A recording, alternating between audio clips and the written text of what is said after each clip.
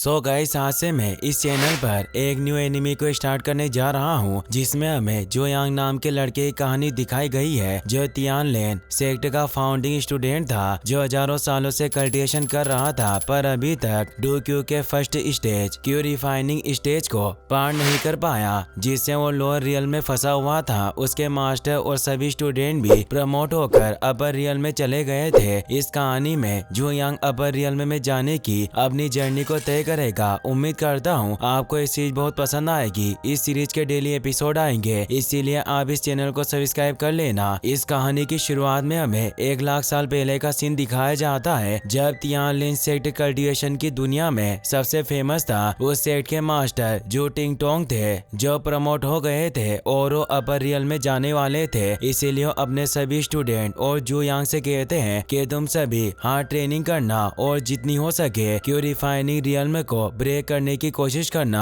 ये कहकर वो चले जाते हैं। वक्त बीता रहता है और 10,000 साल गुजर जाते हैं। हुआ बुफान भी अब प्रमोट हो गया था और वो भी अपर रियल में जाने वाला था। इसीलिए वो अपने जूनियर जू यांग को कहता है कि मैं अपर रियल में जा रहा हूँ, इसीलिए अब मैं इस सेक्ट की जिम्मेदारी तुम पर छोड़ रहा हूँ। तुम हार्ड ट्रेनिंग लेकर जल्द से जल्द क्यू रिफाइनिंग रियल के बैरियर को तोड़ने की कोशिश करना। जू यांग काफी निराश हो जाता है क्योंकि उसकी पावर हो बुफान से ज्यादा थी पर वो अभी तक प्रमोट नहीं हो पाया था। अब 30,000 साल गुजर जाते हैं। जू यांग अभी भी प्रमोट नहीं हुआ था जबकि जू यांग के स्टूडेंट प्रमोट हो रहे थे। पुलिंगर नाम की लड़की जो जू यांग की स्टूडेंट थी वो भी प्रमोट हो गई थी। वो अपने मास्टर जू यांग से कहती है कि आप हार्ड प्रैक्टिस करना और जितनी जल्दी हो सके क्यू रिफाइनिंग रियल के बैरियर को तोड़कर प्रमोट होने की कोशिश करना। अब 50,000 साल गुजर जाते हैं। जू यांग अभी भी प्रमोट नहीं हुआ था जबकि उसके सेट के सभी स्टूडेंट प्रमोट हो गए थे। आज एक ओल्ड ट्री भी प्रमोट हो जाता है जिसने डीमन बॉय का रूप ले लिया था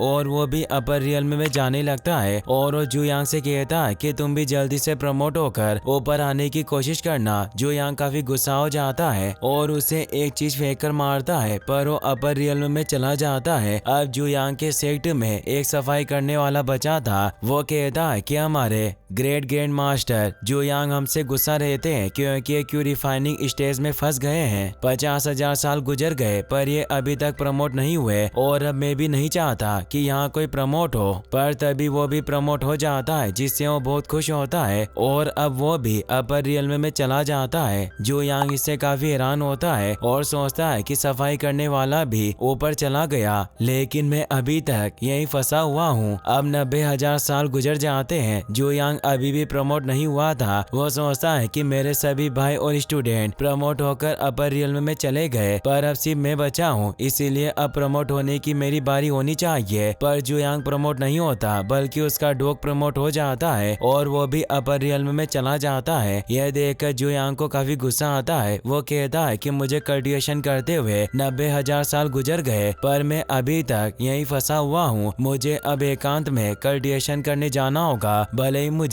क्यू रिफाइनिंग लेवल के बैरियर को तोड़ने के लिए एकांत में कितना भी वक्त क्यों ना गुजारना पड़े पर मैं प्रमोट होकर रहूंगा। और अब वो एक गुफा में कल्टिवेशन करने चला जाता है। तभी हम देखते हैं कि कोई उस गुफा पर एक सील लगा देता है ताकि जू यांग बाहर ना आ सके। जू यांग को कल्टिवेशन करते हुए उस गुफा में 10,000 साल गुजर जाते हैं। धरती पर अब काफी कुछ बदल चुका था। तियानलेन अब एक मामूली सा सेक्ट बन गया था जो लुप्त होने की कगार पर था और उस सेक्ट में अब कुछ स्टूडेंट रह गए थे। तियानलेन सेक्ट की हेड लिन किंगयू थी। आज उसके सेक्ट में युनशान सेक्ट का राजकुमार अपने कुछ एल्डर के साथ आ जाता है जिसका नाम लियो युन किंग था। वो लिन किंगयू से शादी करना चाहता था इसीलिए वो जबरदस्ती तियानलेन सेक्ट के अंदर घुस जाता है और किंगयू से कहता है कि अगर तुम मुझसे शादी करोगी तो मैं तुम्हारे तियानलेन सेक्ट को जिंदा रहने दूंगा और इसका अस्तित्व कभी खत्म नहीं होगा। मैं जल्द ही युनशान सेक्ट का चीफ बनूंगा और तुम मेरी रानी बनोगी, लेकिन अगर तुमने मुझसे शादी नहीं की तो मैं तुम्हारा सेक्ट और सभी डिसिपल्स को खत्म कर दूंगा। किंगयू जानती थी कि वो एक बहुत बुरा इंसान है। वो गुस्से में कहती है कि मैं तुमसे कभी शादी नहीं करूंगी और अब वो उससे लड़ने के लिए अपनी तलवार निकाल लेती है और कहती है कि तुम मुझे अपनी वाइफ बनाने का सपना छोड़ दो। युन किंग अपने एल्डर को उस पर हमला करने भेजता है पर उन्हें लिंग किंगयू को मारने से मना कर देता है। दोनों एल्डर उससे फाइट करने लग जाते हैं। वो दोनों किंगयू पर अटैक करने की कोशिश करते हैं पर किंग यू उनके अटैक से बचती जाती है, लेकिन वो दोनों एल्डर पावरफुल थे, इसीलिए वो किंग यू की शॉट को दूर फेंक देते हैं। किंग यू वापस से अपनी शॉट को ले लेती है। तभी हम देखते हैं कि जू यांग जिस गुफा में कल्टिवेशन करने गया था वहाँ अचानक से तूफान आने लगते हैं और जू यांग गेट पर लगी हुई सील को तोड़कर बाहर आ जाता है। वो काफी बुरा हो चुका था पर वो अपनी पावर से खुद को वापस से पहले जैसा कर लेता है, यानी वो वापस से जवान हो गया था। वो कहता है कि 10,000 साल गुजर चुके हैं पर अभी भी मुझे कोई सफलता नहीं मिली। मैं अभी भी क्यू रिफाइनिंग रियल में फंसा हुआ हूँ, जबकि मैं पहले ही क्यू रिफाइनिंग पीरियड के 9,999 फ्लो की प्रैक्टिस कर चुका हूँ और कल्टिवेशन करते हुए 1,00,000 साल गुजर गए। लगता है अभी तक यहाँ लोअर रियल के सभी लोग प्रमोट हो गए होंगे और यहाँ कोई भी नहीं होगा, क्योंकि उसे आसपास किसी भी इंसान की सांसें महसूस नहीं हो रही थी। वो कहता है कि अब यहाँ एक भी सेक्टर नहीं बचा होगा और यहाँ आसपास गार्डियन की भी कोई ब्रेथ नहीं है, यहाँ तक कि मेरा वानजिन पवेलियन, इंपीरियल बीस्ट कोर्टयार्ड और डिवाइन ट्रेजर हॉल भी खत्म हो गए होंगे। वहीं किंग यू अभी भी उन दोनों एल्डर से फाइट कर रही थी पर उनसे जीत नहीं पा रही थी। वो कहती है कि दोनों एल्डर फाउंडेशन स्टेबिलिशिंग रियल्म के पेटिशनर है, इसीलिए मुझे डर है कि मैं इसे जीत नहीं पाऊंगी। वो दोनों एल्डर उस पर अपनी एक मर्ज टेक्निक से हमला करने लगते हैं। किंग यू भी उन्हें रोकने के लिए उन पर अपनी शॉर्ट टेक्निक से हमला करती है पर वो उसके वार को रोक नहीं पाती और दूर चली जाती है। यून किंग उसे कहता है कि तुम काफी सुंदर हो पर तुम लड़ने में इतनी अच्छी नहीं हो। मेरे सारे एल्डर फाउंडेशन इंस्टेबिलेशन रियल्म के एक्सपर्ट है और मैं भी इस रियल में पहुंचने में सिर्फ आधा कदम दूर हूँ, इसीलिए तुम हम सभी को नहीं हरा सकती। तुम्हारे लिए बेहतर होगा कि तुम मेरी वाइफ बन जाओ। तुम्हें बस मेरी सेवा करनी होगी और हमेशा मेरे बिस्तर को गर्म रखना होगा। किंग यू को उसमें गुस्सा आता है और वो सोचती है कि भले ही आज मैं मर जाऊंगी पर मैं कभी भी यून किंग के हाथों में नहीं पड़ सकती। ये एक बहुत बुरा इंसान है, ये हमेशा मेरा इस्तेमाल करेगा। तभी हम देखते हैं कि जू यांग को भी उनका ऑरा महसूस हो जाता है, जिससे वो हैरान होता है कि अभी भी तियानलेन सेट के कुछ स्टूडेंट बचे हुए हैं और कुछ बुरे लोग उन्हें परेशान कर रहे हैं और तियानलेन सेट को मिटाना चाहते हैं। वो हंसते हुए कहता है कि मैं उन्हें ऐसा कभी नहीं करने दूंगा। वो मेरे होते हुए तियानलेन सेट का कुछ नहीं बिगाड़ सकते। किंग यू यून किंग से बचने के लिए सेल्फ डिस्ट्रक्ट पावर से खुद को ब्लास्ट करने लगती है पर जू यांग वहां आकर उसे रोक लेता है। किंग यू उसे देखकर हैरान होती है और सोचती है कि यह कौन है। उसे देखकर यून किंग और सभी एल्डर डर जाते हैं पर यून किंग को एहसास होता है कि वो सिर्फ क्यू रिफाइनिंग रियल में है, इसीलिए वो जू यांग से कहता है कि तुम अचानक यहाँ आ गए, इसीलिए तुमने मुझे डरा दिया। मुझे लगा कि तुम कोई एक्सपर्ट होगे, लेकिन तुम तो सिर्फ एक क्यू रिफाइनिंग रियल में के पेटिशनर हो। एक एल्डर उसे कहता है कि आज तुम इस लड़की को नहीं बचा सकते, तुम हमारे यूशान सेट की पावर को नहीं जानते, इसीलिए आगे से हट जाओ। जू यांग कहता है कि तुम सभी मेरे हाथों से किस तरह मरना चाहते हो। तो एल्डर हंसते हुए कहता है कि तुम काफी हैंडसम हो लेकिन तुम काफी मूर्ख भी हो। तुम अभी सिर्फ क्यू रिफाइनिंग रियल में हो, फिर भी मेरे सामने इतना एरोगेंट बनने की कोशिश कर रहे हो। दूसरा एल्डर कहता है कि तुम्हें इसे मारने की कोई जरूरत नहीं है, मैं कुछ देर इसके साथ खेलना चाहता हूँ। इसे मारना हमारे लिए ताली बजाने जितना आसान होगा। और वो जू यांग पर अटैक करने आता है। किंग यू इससे डर जाती है पर जू यांग अपने एक फिंगर के अटैक से ही तेज एनर्जी निकालता है, जिससे वो एल्डर डस्ट बनकर मारा जाता है, क्योंकि 1,00,000 साल तक कल्टिवेशन करने की वजह से उसकी पावर काफी बढ़ गई थी पर कल्टिवेशन रियल में नहीं बढ़ा था। जू यांग की पावर देखकर सभी एल्डर और यून किंग डर जाते हैं। अब जू यांग एक एक करके सभी एल्डर को मारने लग जाता है। यून किंग काफी डर जाता है, उसके हाथ पैर कांपने लगते हैं। वो जू यांग से कहता है कि मुझे मत मारो, मैं आपको गोल्ड कोर दे सकता हूँ। और वो अपने बचे हुए एक एल्डर के साथ वहाँ से भागने लगता है और कहता है कि इसकी पावर इतनी ज्यादा कैसे हो सकती है। इसने अपने रियल्म को छिपाकर हमें बेवकूफ बनाया है, वास्तव में कौन से रियल्म में होगा। जू यांग कहता है कि मैंने तुम्हें पहले ही बताया था कि मैं सिर्फ क्यू रिफाइनिंग रियल्म में हूँ और अब वो भी उन दोनों के पीछे आने लगता है। यून किंग एल्डर से टकराकर नीचे गिर जाता है। जू यांग उसके आगे आ गया था और उनसे कहता है कि तुम इतनी जल्दी में कहाँ जा रहे हो। वो दोनों घुटनों पर गिरकर उससे माफी मांगने लगते हैं। यून किंग कहता है कि आज मुझे छोड़ दो, मैं दोबारा किसी लड़की पर बुरी नजर नहीं डालूंगा। और वो मन ही मन में सोचता है कि अभी मुझे किसी तरह यहाँ से निकलना होगा, मैं वापस अपनी पूरी तैयारी के साथ आऊंगा जाऊंगा और इस आदमी को खत्म कर दूंगा। जो यांग को पता था कि वो एक बुरा इंसान है, इसीलिए उसे कहता है कि अगर आज मैं एकांतवास से बाहर नहीं आया होता तो क्या तुम मेरे तियानलेन सेक्ट को बख्श देते। मुझे लगता है कि तुम तियानलेन सेक्ट को बर्बाद कर देते और यहाँ के सभी स्टूडेंट को मार डालते।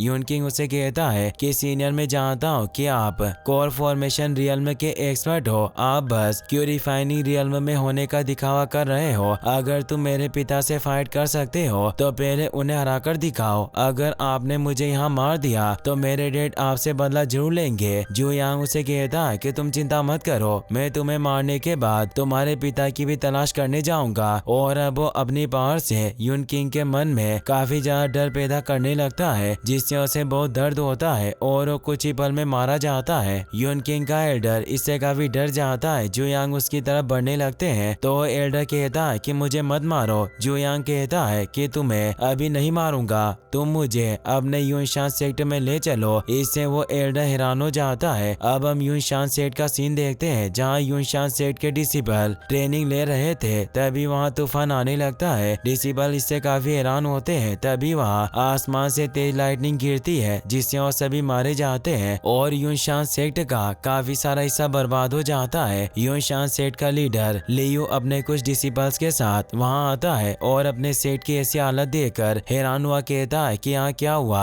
और मेरे सेट का ऐसा हाल किसने किया होगा। तभी वहाँ जू यांग आ जाता है जो लियू से कहता है कि क्या तुम ही इस यूनशान सेट के हेड हो। लियू से पूछता है कि तुम कौन हो और यहाँ क्या लेने आए हो। जू यांग कहता है कि मैं तियानलेन सेट का एस्टर हूँ और मैंने तुम्हारे बेटे को मार डाला। लियू यह सुनकर शॉक्ड हो जाता है और गुस्से में उसे कहता है कि तुम्हारी मेरे बेटे को मारने की हिम्मत कैसे हुई। और वो अपनी पावर को एक्टिवेट करके कहता है कि भले आज मैं मर क्यों ना जाऊं पर मैं तुम्हें भी अपने साथ मार डालूंगा। और वो अपनी पावर को एक्टिवेट करके पाम टेक्निक से जू यांग पर हमला करता है, लेकिन जू यांग अपने एक पंच से ही उसके अटैक को खत्म कर देता है। यह देखकर लियू हैरान रह जाता है और वो सोचता है कि वास्तव में अपने सिंगल हैंड से मेरे अटैक को रोकने में कैपेबल है, पर इसका कल्टिवेशन लेवल इतना कम क्यों है। जू यांग कहता है कि तुम्हारे बेटे ने मेरे सेट को नष्ट करने की कोशिश की, इसीलिए आज मैं तुम्हारे पूरे सेट को बर्बाद कर दूंगा। और वो लियू के एक डिसिबल को अपनी वैक्यूम पाम पावर से अपने पास ले आता है और उसका गला दबाकर उसे मार डालता है। यह देखकर लियू को काफी गुस्सा आता है। वो अपनी फुल स्पीड में जू यांग पर हमला करने के लिए आगे बढ़ता है, पर जू यांग आसानी से उसे रोक देता है और पकड़कर दूर फेंक देता है। लियू काफी हैरान था। वो कहता है कि मैं कोर रियल्म में हूँ और तुम सिर्फ क्यूरिफाइनिंग रियल्म में हो, फिर भी मैं तुम पर हमला क्यों नहीं कर पा रहा हूँ। इसीलिए तुम सच बताओ कि वास्तव में तुम कौन से लेवल पर हो। जू यांग कहता है कि मैं अभी प्रैक्टिस कर रहा हूँ और मैं अभी सिर्फ क्यूरिफाइनिंग रियल्म में हूँ। लियू इससे शॉक्ड रह जाता है और सोचता है कि अभी भी लो लेवल पर है और मैं क्यू को रियल्म में हूँ, लेकिन फिर भी मैं इसे रोक क्यों नहीं पा रहा हूँ। अब वो अपनी सीक्रेट टेक्निक से अपने मास्टर को वहाँ बुलाने के लिए एक मैसेज भेजता है। तभी यूनशान कबीले का एस्टर वहाँ पर आ जाता है जो जू यांग से कहता है कि तुम्हारी मेरे सेक्ट में हमला करने की हिम्मत कैसे हुई, क्या तुम मेरे सेट की पावर नहीं जानते। जू यांग को एहसास हो जाता है कि एस्टर सिर्फ half step nascent soul realm का पेटिशनर है। एस्टर जू यांग से कहता है कि तुम सिर्फ यहाँ एक अजनबी हो, भले ही तुम्हारी पावर काफी ज्यादा हो, पर आज तुम मेरे हाथों से नहीं बच पाओगे। मेरा यूनशान सेक्टर सिर्फ जंगल के लोग का पालन करता है, यानी यहाँ सिर्फ मजबूत लोग ही जिंदा रहते हैं। जू यांग कहता है कि तुमने बिल्कुल सही कहा, तुम एक चूहे की तरह कमजोर हो और मैं एक शेर की तरह मजबूत हूँ। वो एस्टर गुस्से में कहता है कि तुम सिर्फ क्यूरिफाइनिंग रियल्म में हो, फिर भी तुम इतना ज्यादा एरोगेंट हो रहे हो। आज मैं तुम्हें एक अच्छी मौत दूंगा। और वो एक डिस्क निकालकर फॉर्मेशन को एक्टिवेट कर लेता है। लियो कहता है कि हमारे यूनशान सेक्ट के टॉप ग्रेड का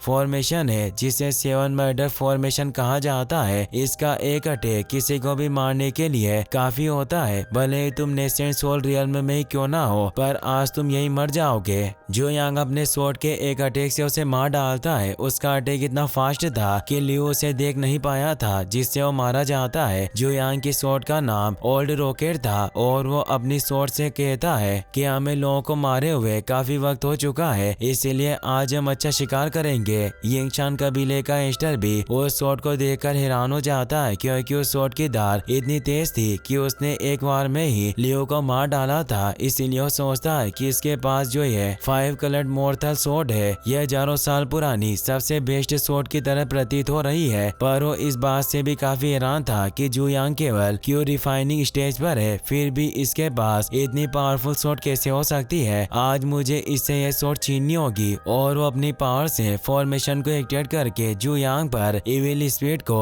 हमला करने भेजता है। जू यांग अपनी स्वॉर्ड से उन स्पीड पर अटैक करता है, जिससे वो स्पीड खत्म हो जाती है और उसका वो स्लेश उस एस्टर की तरफ बढ़ने लगता है। यह देखकर वो एस्टर डर जाता है और अपने चारों तरफ एक प्रोटेक्टिव शील्ड बना लेता है। पर वो स्लेश काफी पावरफुल था, जो उसके फॉर्मेशन को भी तोड़ देता है और वो एस्टर घायल होकर नीचे गिर जाता है। एस्टर जू यांग से कहता है कि मुझे बिल्कुल भी उम्मीद नहीं थी कि मेरा पूरा यूनशान सेक्ट मिलकर भी एक क्यूरिफाइनिंग रियल्म के प्रैक्टिशनर को मार नहीं पाएगा, पर तुम्हें इतनी जल्दी खुश नहीं होना चाहिए। अभी सब कुछ खत्म नहीं हुआ है। और अब वो वापस से एक फॉर्मेशन को एक्टिवेट करके वहाँ एक ड्रैगन बीस्ट को बाहर निकाल लेता है और जू यांग से कहता है कि ये एक मिड एंड हाई ग्रेड का स्पीड बीस्ट है, इससे नेसेंट सोल के पीक प्रैक्टिशनर भी फाइट नहीं कर सकते, इसीलिए आज तुम मेरे हाथों मारे जाओगे। जू यांग कहता है कि तुम्हारा सेक्ट इतना भी कमजोर नहीं है, वास्तव में तुमने अपने सेक्ट को प्रोटेक्ट करने के लिए एक बीस्ट को भी पाल रखा है। वो ड्रैगन बीस्ट अब जू यांग पर अटैक करने आता है, पर जू यांग अपने स्वॉर्ड के एक अटैक से ही उस ड्रैगन बीस्ट के कई सारे टुकड़े कर देता है। इससे वो एस्टर काफी डर जाता है और कहता है कि मेरे इस बीस्ट को हराना नामुमकिन है, आज तक इसे कोई भी हरा नहीं पाया।